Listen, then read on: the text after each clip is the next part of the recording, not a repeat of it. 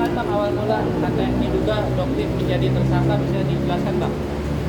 Ya, jadi begini teman-teman media ya. Saya belum bisa sampaikan bahwa apakah Doktip atau inisial Dr. S sudah ditetapkan menjadi tersangka atau belum, karena SP2HP ya secara resmi dari pihak penyidik Polrestabes Medan belum kami terima ya. Tetapi yang dapat kami sampaikan adalah bahwa SP2HP ya disampaikan kepada kami terakhir tentang telah dilakukannya pemeriksaan terhadap inisial Dr. S, kemudian akan segera dilaksanakan gelar perkara untuk kemudian ditetapkan tersangka atau tidaknya ya. Yang pasti kita menunggu dari pihak penyidik Polrestabes Medan melalui pemberitahuan resminya. Tetapi ya kami dari kuasa hukum Dr. Andreas Henry Tungkir merasa yakin ya dengan bukti permulaan yang cukup, dengan keterangan-keterangan yang kami berikan, bahwa kami yakin dalam waktu dekat inisial Dr. S akan menjadi tersangka. Demikian. Apa lagi? Berarti ini sudah gelar perkara gitu Bang? Nah, nanti kami sampaikan berikutnya ya. Yang pasti dalam waktu dekat akan disampaikan kepada kami. Soal gelar perkara kita belum tahu apakah sudah dilaksanakan atau belum. Seperti itu.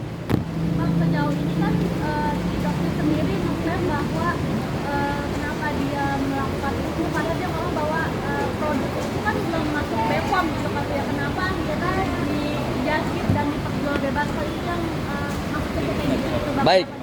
Paham, saya paham. Begini.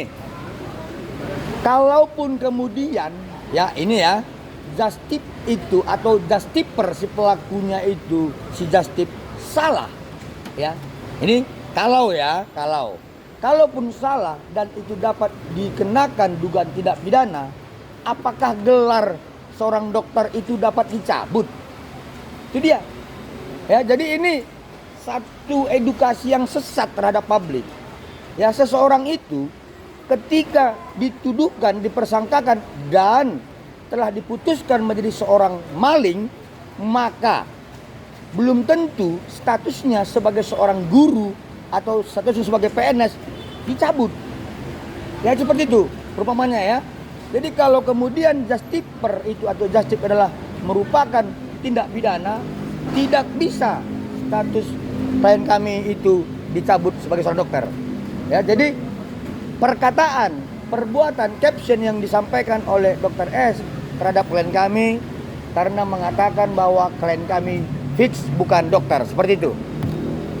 Bang, kalau produknya sendiri tuh udah lewat BPOM ini kan, berarti akhirnya diedarkan sama dokter Iya, jadi begini, saya sampaikan pada rekan media ya. Seandainya kalian ini melancong nih ke luar negeri, lalu kemudian ada tetangga kalian, mertua ataupun yang cowok ya, selingkuhannya nitip oleh-oleh gitu kan. Nah, pertanyaannya, apakah oleh-oleh itu harus mendapatkan izin resmi? Seperti itu. Ya, apakah oleh-oleh yang kalian bawa dari luar negeri harus mendapat izin resmi? Kan enggak kan? Nah, contoh Dr. Andreas, klien kami itu ketika dia ke Bangkok, kemudian dia membawa titipan, itu kan tidak harus mendapatkan izin. Ya, seperti itu. Nah, artinya istilah BPOM Bangkok itu akan sebutan daripada si Doktip tersendiri, ya, seperti itu. Artinya merasa bahwa kan harusnya dokter nih, maksudnya tidak memperhatikan acuan-acuan seperti itu gitu Bang. Nah, kalau begitu, sebagai seorang yang katanya bahwa dia paham hukum, silakan laporkan klien kami. Seperti itu. Jadi jangan suap-suapnya di media sosial, ya, membangun opini, menyudutkan, menyalahkan dan sebagainya. Silahkan laporkan klien kami bahwa dia telah melakukan tindak pidana. Kami tunggu. Artinya siap gitu ya Bang? Siap dong. Tapi sampai sekarang nggak dilapor-laporin. Artinya ini kan hanya hoax saja begitu. Kita tunggu. Seperti itu. Lagi? Ada lagi nggak? Ada lagi? Ada udah ada panggilan terbaru langsung ke dokter sendiri di Medan ataupun di mewakili Tangsel? Saat itu kita ketahui sekitar kurang lebih 2 minggu lalu bahwa Dokter S ya sudah diambil keterangannya di Polres Tangsel ya. Nah, terhadap keterangan yang diberikan oleh Dokter S, kami yakin dan percaya dalam waktu dekat gelar perkara akan menetapkan beliau menjadi tersangka. Seperti itu. Dan itu Pak, Sabar ya, sabar ya. Jadi satu lagi tambahan ya kawan-kawan. Selain klien kami Dr. Andreas, kami perlu menyampaikan juga ya tuduhan-tuduhan yang disampaikan kepada klien kami Dr. Reja Gladys ya terkait ada pertemuan di Komisi 6 ya saat itu. Perlu kami sampaikan bahwa klien kami tidak pernah membuat permohonan rapat dengar pendapat umum. Satu. Nah, kalau kemudian ada undangan ke klien kami memang belum tahu sebagai kuasa hukum.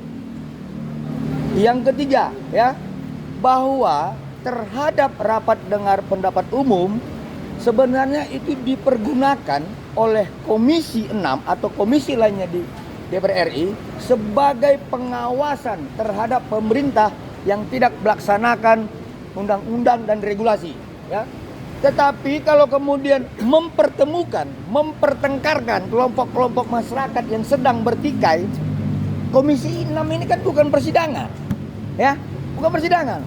Kalau ada kelompok-kelompok yang keberatan, nah seharusnya Komisi 6 menghadirkan kelompok yang keberatan, kemudian menghadirkan pemerintah yang tidak melaksanakan kewajibannya sebagaimana ketentuan konstitusi, maka lahirlah sebuah rekomendasi, lalu berdasarkan rekomendasi tidak lanjuti. Kalau klien kami salah, silakan kami hadapi. Jangan ngomongnya di medsos terus seperti itu, ya. Ada lagi? Cukup. Ya. Sebagai tambahan ya, supaya kalian tenang ya. Yang pasti di mana ada Bang Biring, yakinlah kalian pasti ada tersangka. Ya, terima kasih. Bang, kami kemarin terkait rapat di Komisi 6 itu kan Dokter menggandeng BPKN juga Bang BPON itu untuk memberantas investigasi Ya. masalah itu Bang. Mungkin tanggapan Abang gimana? Baik, jadi begini. Perlu saya sampaikan. Pidana itu kan ada 2 jenis dalam deliknya. Ada delik aduan, ada delik kejahatan. Oke? Terhadap delik aduan yang dibicarakan di Komisi 6, silakan kalau ada masyarakat atau konsumen yang keberatan yang sudah menjadi korban, laporkan.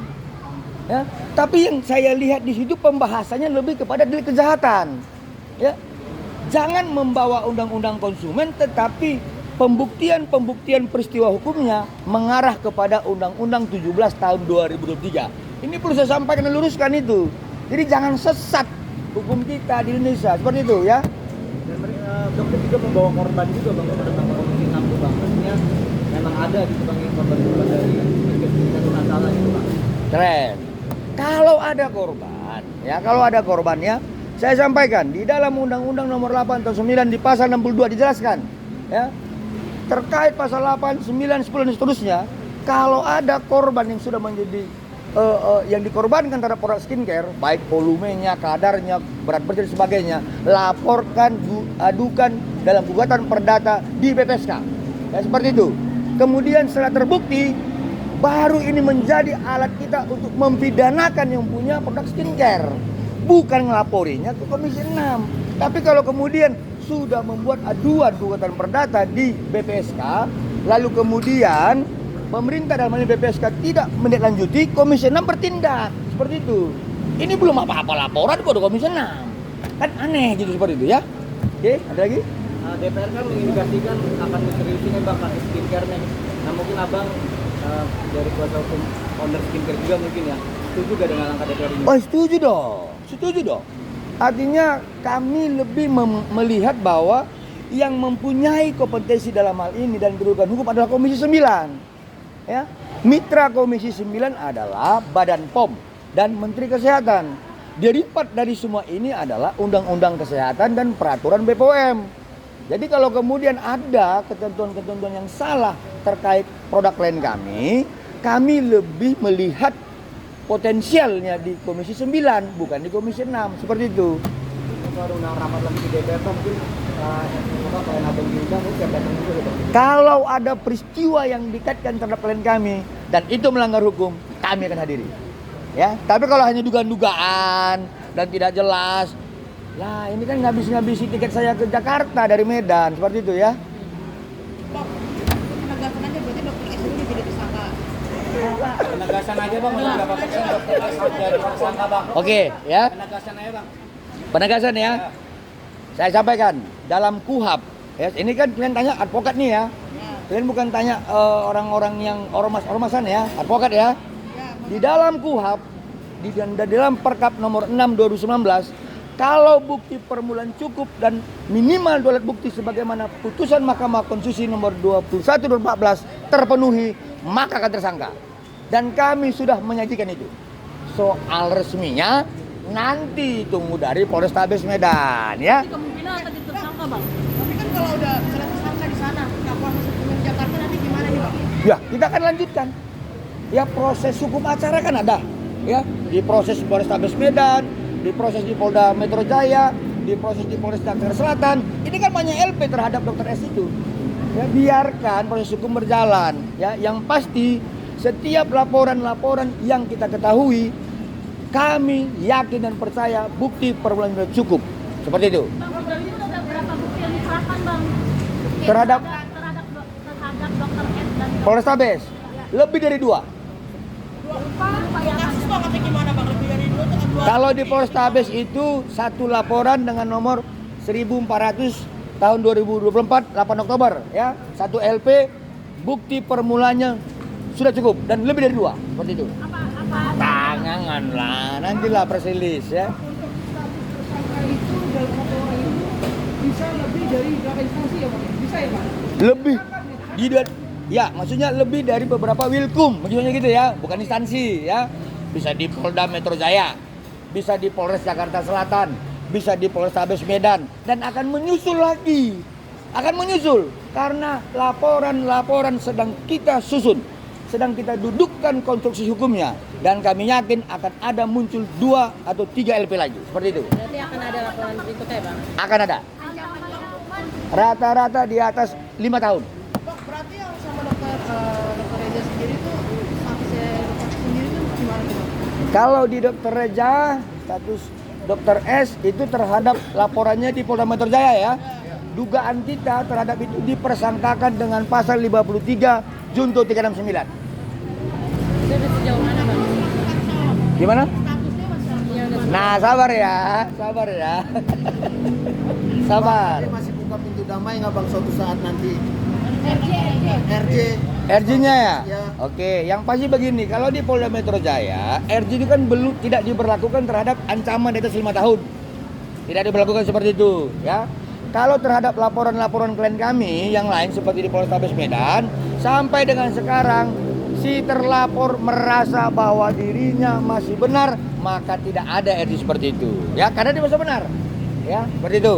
Tapi dari klien abang sendiri masih membuka pintu untuk perdamaian masih? Setiap orang itu ya, klien kami tidak pernah merasa dendam. Ya, kalau seseorang meminta maafin dong.